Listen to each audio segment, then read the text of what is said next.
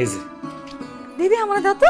চলো হাতে যেহেতু এখন টাকা পাইছি, তাও 50,000 টাকা, আমরা মার্কেটে যায়া ইচ্ছা মতন জামা কাপড় জুতা গয়না গাটি মেকআপ শেকআপ এসব কিনি। চলো।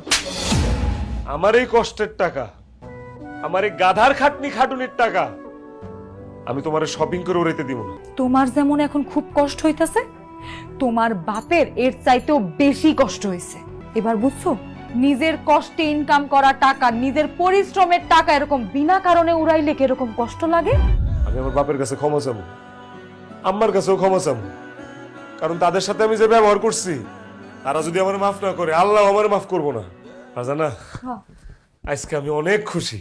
কি হয়েছে আজকে হঠাৎ এত খুশি? তুমি না চাইছিলা আমি নিজের টাকা একটা ছোট্ট ঘর করি? আমি এই কয়দিন কষ্ট করতে করতে তিলে তিলে তিলে তিলে 50,000 টাকা জমাইছি।